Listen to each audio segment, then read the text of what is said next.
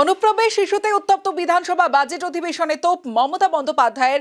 অনুপ্রবেশকারীরা কোথা থেকে ঢুকেছে মন্তব্য মমতা বন্দ্যোপাধ্যায়ের। ঠিক কি বলেছেন মমতা বন্দ্যোপাধ্যায়, আরো বিস্তারিত জানবো, রয়েছে আবির।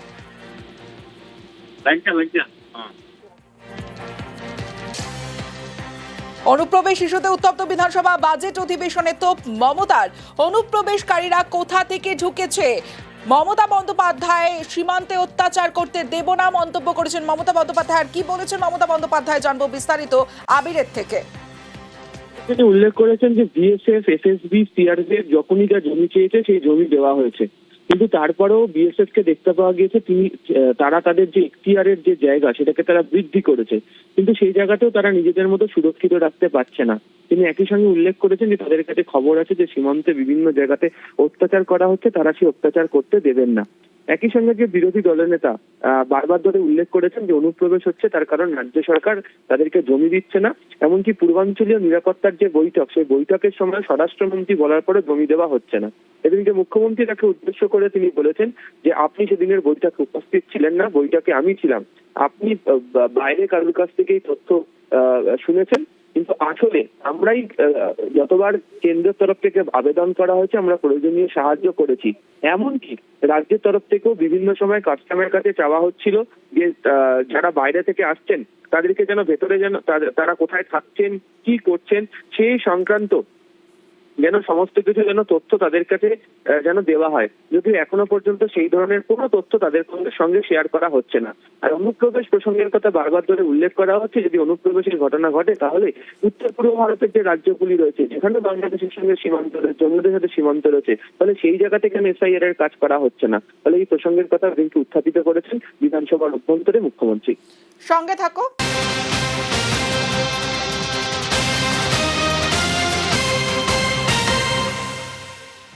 আজ মমতা বন্দ্যোপাধ্যায় আরো একটি মন্তব্য করেছেন। কোর্টেও জিতি, ভোটেও জিতি, সুস্থ থাকুন, অনেক সিটে হারবেন মনে রাখুন, এমনটা মন্তব্য করেছেন মমতা বন্দ্যোপাধ্যায়। ঠিক কি বলেছেন জানবো আবির। খুব উদ্দেশ্য প্রণোদিত এবং তিনি সেখানে উল্লেখ করেছেন যে আমরা কোর্টে জিতি, ভোটেও জিতি। একই সঙ্গে উল্লেখ করেছেন সুস্থ থাকুন, অনেক সিট হারবেন মনে রাখুন। তিনি যখন বক্তব্য রাখছিলেন বিভিন্ন কতগুলি রাজনৈতিক ইস্যুর ক্ষেত্রে দাঁড়িয়ে বিরোধীরা শিবিরের তরফ থেকে বলার চেষ্টা করা হচ্ছিল, কিন্তু আসলে রাজনৈতিক লড়াইয়ের ক্ষেত্রে দিয়ে তারা কয়েক কদম এগিয়ে রয়েছে সেই প্রসঙ্গের কথা তিনি এক্ষেত্রে মনে করিয়ে দিয়েছেন। এবং বিরোধীরা যে সমস্ত অভিযোগ তুলেছিল সেই সমস্ত অভিযোগকে খণ্ডন করে তিনি মনে করেছেন যে আদালতের ক্ষেত্রেও যে প্রসঙ্গের কথা উল্লেখ করেছেন সেখানে আসলে 100 দিনের কাজের যে বঞ্চনা, আবাসের যে বঞ্চনা, সেখানে আদালত বলার পরও কেন যে রাজ্যকে টাকা দেওয়া হচ্ছে না, কিন্তু তারা যখন গিয়েছিলেন আদালতে সেখান থেকে তারা জয় হাসিল করে নিয়ে আসতে পেরেছেন এবং তার প্রভাবস্বরূপ হিসেবে তারা ভোটেও তারা ভালো ফল করবেন। প্রসঙ্গত 2024 লোকসভা নির্বাচন এটাই তৃণমূল কংগ্রেসের অন্যতম অস্ত্র ছিল। সেই প্রসঙ্গকে তিনি মনে করিয়ে দিয়েছেন এই কথা বলে যে আমরা কোর্টে জিতি, ভোটেও জিতি। একই সঙ্গে একেবারে তার বক্তৃতা শেষ অধ্যায়ে বিরোধী শিবিরকে উদ্দেশ্য করে তিনি উল্লেখ করেছেন যে বিরোধীরা সুস্থ থাকুন, তবে অনেক সিট হারাবেন সেটাও মনে রাখুন। বেশ।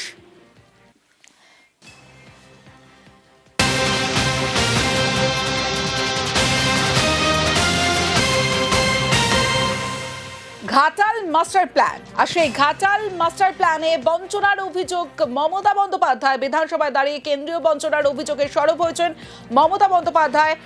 ঠিক কি বলেছেন মমতা বন্দ্যোপাধ্যায় জানবো, সোমরাজ রয়েছে আমার সঙ্গে।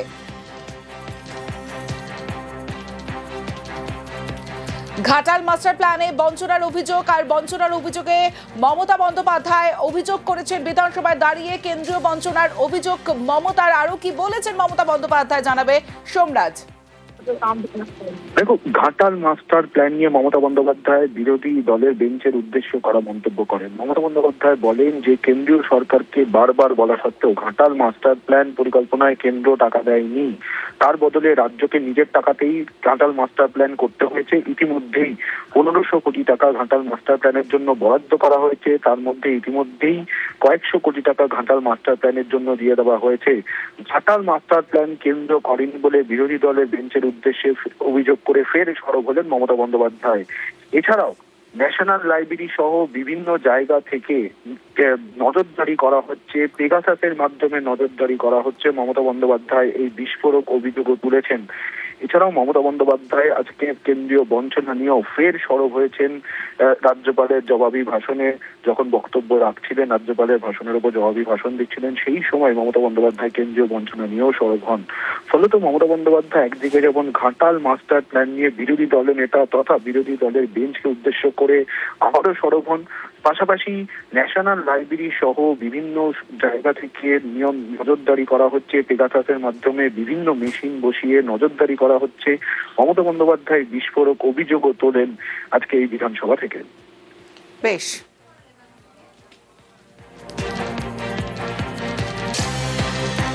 জিএসটি টাকা আপনারা আমাদের দেন না বলেও সরব হয়েছেন মমতা বন্দ্যোপাধ্যায়। 1500 কোটি টাকা ঘাটাল মাস্টার প্ল্যানে রাজ্য সরকার দিয়েছে বলে জানান মমতা বন্দ্যোপাধ্যায়, এবং বারবার টাকা চেয়ে গলা শুকিয়ে গিয়েছে এমনটাও মন্তব্য করেছেন মমতা বন্দ্যোপাধ্যায়। এবং ঘাটাল মাস্টার প্ল্যান, সেই মাস্টার প্ল্যানে বঞ্চনার অভিযোগে সরব মমতা বন্দ্যোপাধ্যায়। বিধানসভায় দাঁড়িয়ে কেন্দ্রীয় বঞ্চনার অভিযোগ মমতা বন্দ্যোপাধ্যায়।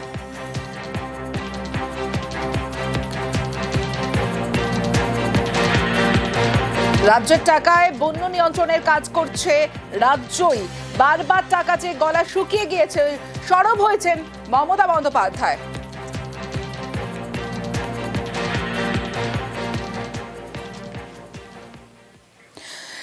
রাজ্য সরকারের টাকায় বাংলার বাড়ি, আর সেই টাকা পেয়েছেন বিজেপির নেতারাও একাধিক জেলায়। দেখুন,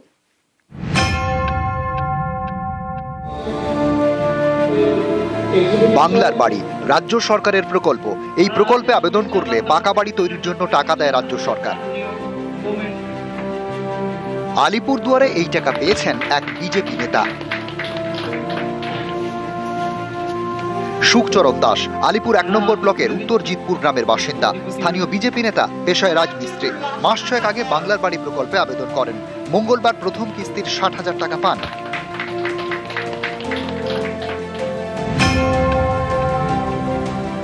এটা আমাদের মাননীয় মুখ্যমন্ত্রী এখন দিচ্ছে, এখন বাড়াবো, খুশি আশা করবো। হ্যাঁ, কি বলবেন মমতা বন্দ্যোপাধ্যায়কে? হ্যাঁ, ধন্যবাদ জানাবো। উপভোক্তা হিসেবে তিনি আজকে এসেছেন, কিন্তু বাংলার মুখ্যমন্ত্রী এই উন্নয়নের ক্ষেত্রে, প্রকল্পের ক্ষেত্রে কোনো ধর্ম দেখেন না, কোনো রং দেখেন না, কোনো রাজনীতি দেখেন না, সকলের জন্য উন্নয়ন করেন। শিলিগুড়ির নকশালবাড়ি, এখানকার রঘুজোতের বাসিন্দা ঝরিয়া ওরাও। স্থানীয় বিজেপি নেতা, পেশায় দিন মজুর। সম্প্রতি তিনিও বাংলার বাড়ি প্রকল্পের প্রথম কিস্তির টাকা পান।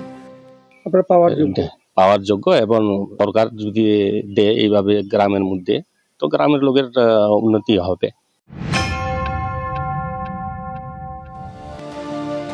সুরজিৎ বাগদি, বাঁকুড়ার জগদল্লা 1 নম্বর পঞ্চায়েতের বিরোধী দলনেতা। তাঁর স্ত্রীও পেয়েছেন রাজ্য সরকারের বাংলার বাড়ির টাকা। সরকার তখন দিয়েছে, আমি বাড়ি পেয়েছি, এটা আমি খুব আনন্দ। নিউজ 18 বাংলা।